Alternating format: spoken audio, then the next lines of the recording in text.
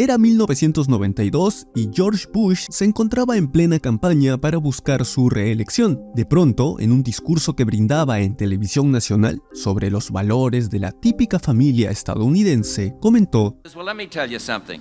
We are going to keep on trying to strengthen the American family to make American families a lot more like the Waltons and a lot less like the Simpsons.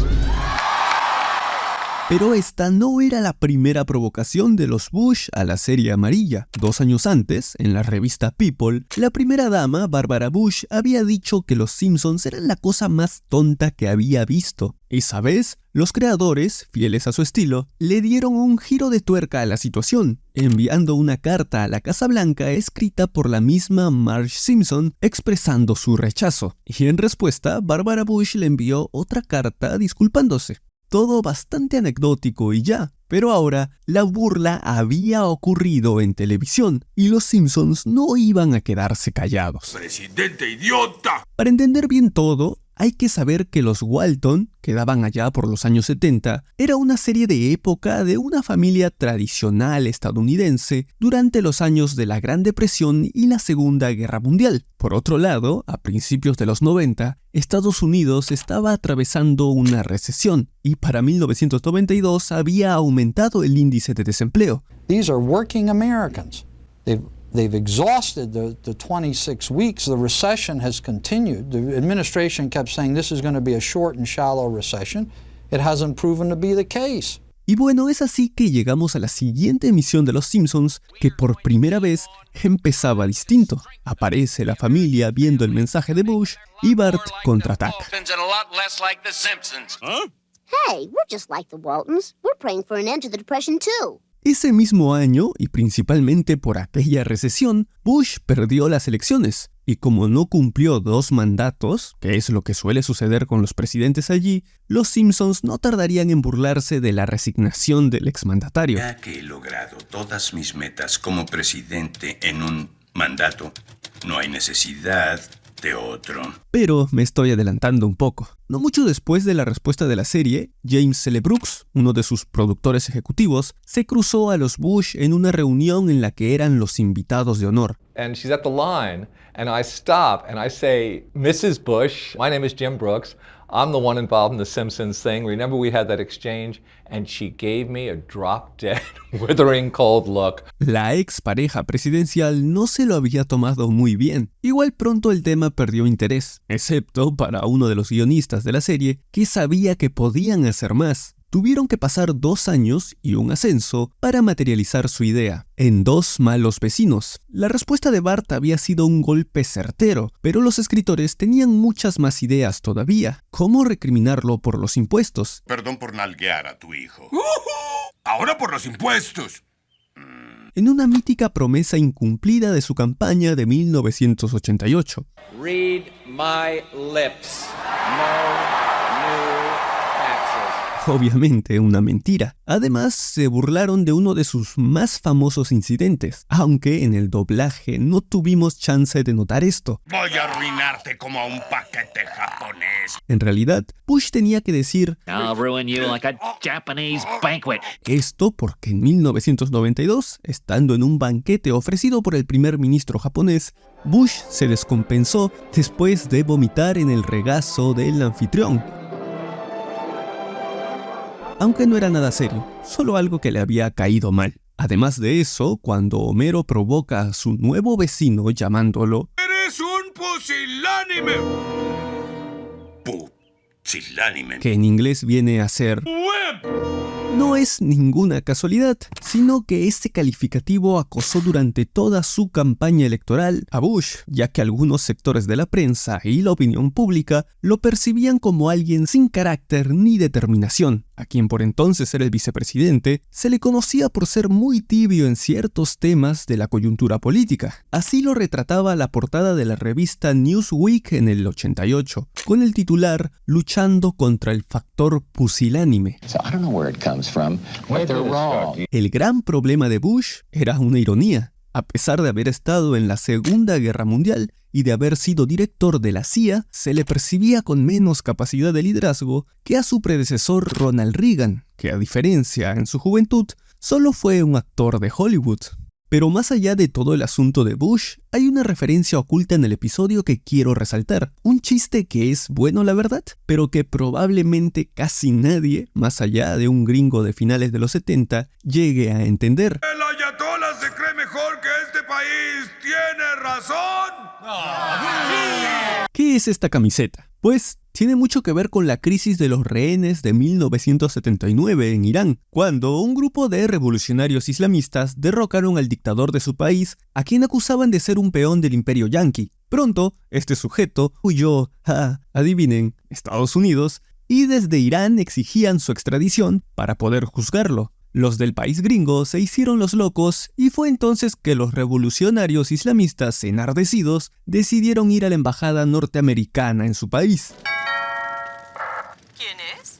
Una turba iracunda, señora. ¿Quiere salir un ratillo mientras destruimos su casa? Los 55 estadounidenses que se encontraban allí fueron tomados como rehenes durante los siguientes 444 días. Todo un escándalo internacional. Y constantemente eran mostrados en televisión, vendados y sometidos. Pasaba que el líder de esta revolución era una alta autoridad político-religiosa conocido como el ayatolá Khomeini, y desde Estados Unidos todo yanqui que estuviera consternado por la situación de sus compatriotas salía a protestar, que deporten a todos los iraníes y que bombardeen Irán, y entre todo eso, una medida que ganó fama fue usar camisetas insultando a dicho país, algunas de las cuales se pueden encontrar todavía en eBay, con la imagen de Mickey Mouse, pero también con la cara del ayatolá insultándolo, justo como la de Homero, que en inglés es un juego de palabras para decir ayatolá imbécil.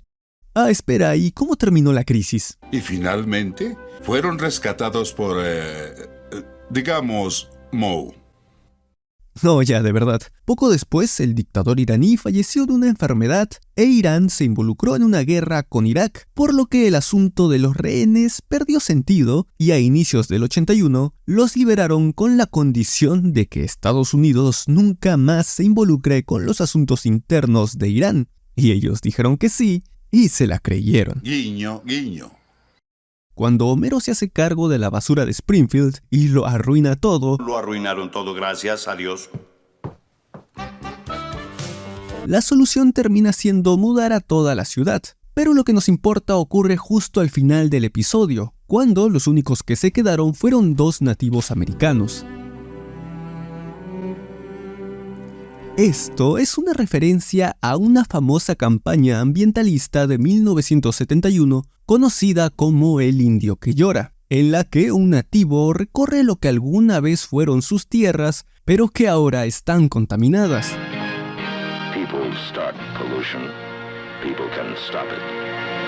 Considerada como una de las propagandas de servicio público más conocidas en la historia estadounidense, esta era una de las tantas publicidades ambientalistas de la organización Keep American Beautiful, lo que en primera instancia parecía buscar concientizar a la gente sobre el problema de la contaminación y la basura, escondía en realidad otras intenciones. Tiempo después se supo que la organización era financiada en secreto por las grandes envasadoras de la industria, como American Can Company o la misma Coca-Cola, quienes veían venir una regulación sobre la cantidad cada vez mayor de basura que generaba su producción masiva de envases de un solo uso. ¿La solución? Financiar una supuesta organización ambientalista que centraría el problema de la basura no ya en la industria, sino en las mismas personas. We have met the enemy. And he is us. America's beauty is your duty. Keep America beautiful. Dándoles toda la responsabilidad a ellos, lograban ocultar el verdadero origen del problema. ¡Qué trucazo!, ¿no? Pero no es lo único insólito que esconde la propaganda parodiada en Los Simpsons, sino que el indio americano que observamos también era un fraude. Oscar de Corti, quien se cambió el nombre a Iron Ice Cody, era hijo de inmigrantes italianos que desde 1930 fingía ser un nativo para conseguir papeles en películas y en televisión. Pronto se volvió el indio más conocido del país. Aquí lo vemos junto al presidente Carter. Y tanto fuera como dentro del set, adoptaba la imagen del indio sabio y estereotípico, lo que lo llevó a aparecer en más publicidades del mismo estilo. No fue hasta la década del 90 que se supo la verdad. Pero como dice George Costanza en Seinfeld, solo recuerda, no es una mentira si tú la crees. Así que él lo negó todo hasta el final. Y ya para cerrar, hablaré de otra referencia que, por cierto, fue la causa de que iniciara toda esta serie de videos. Soy un nerd. ¡Ay! ¡Yo también! Porque en el capítulo en el que Homero tiene de compañera de trabajo a Margo y se encuentra desorientado sobre qué decisión tomar, se le aparece su ángel de la guarda. Y cada que veía esa escena, me preguntaba lo mismo. ¡Ah! ¿El coronel Klink? ¿Quién era este personaje? Pasaba que en 1965, a tan solo 20 años del fin de la Segunda Guerra Mundial, a un productor de la CBS se le ocurrió hacer una comedia bastante peculiar. Sería una sitcom ambientada en la Alemania nazi, en un campo de prisioneros de guerra. Suena bastante divertido, ¿no? Pero en efecto, sí lo era. This man's got to be out of here in 2 hours as a German civilian. But that's not him. It's not supposed to be him. All right. La serie se llamaba Los Héroes de Hogan y trataba de un grupo de prisioneros aliados al mando del coronel Hogan que desde su encarcelamiento en una base alemana se dedicaban a hacer operaciones de sabotaje y espionaje contra los nazis y todo mientras aparentaban ser prisioneros obedientes. El chiste de la serie, en líneas generales, era que los germanos eran bastante idiotas y nunca notaban nada, principalmente el líder nazi al mando del campo, el caricaturesco coronel Klink, quien creía tener todo bajo control, o más o menos. Tell me, Schultz, which colonel is running this camp? Hogan or me? I sometimes wonder. Me too, Hogan.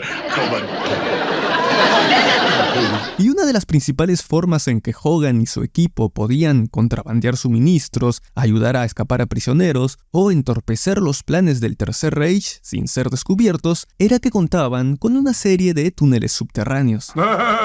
¿Sabe que Hogan hizo un túnel en su campo? ¡Homero! Además de eso, para comunicarse con el exterior y revelar información enemiga, uno de los personajes, el sargento James Kinchlow, tenía oculta una radio de transistores en una cafetera. ¿Sabía que Kish tenía un transmisor en la cafetera? ¿Ah, sí? La serie fue sumamente popular en su momento, tanto así que, dato que nada que ver, el coronel Klink incluso tuvo un cameo en la serie de Batman de esa misma época. Y eso sería todo por hoy. Muchas gracias por quedarte hasta el final. Y así termina esta porción de la visita. Propinas. ¿Recuerdas alguna otra referencia oculta en la serie? ¿Cuántas veces fuiste presidente, George? Solo una. ¿Sabías que aquel productor a cargo de Los Héroes de Hogan, años más tarde, produciría nada más y nada menos que El Padrino? Si no lo has visto todavía, ahí te dejo la historia oculta de la película. Muchas gracias a la gente que se unió recientemente al canal y a los que siempre están. Sin mucho más para decir, soy Lodo y nos vemos en el siguiente video. Claro que sí.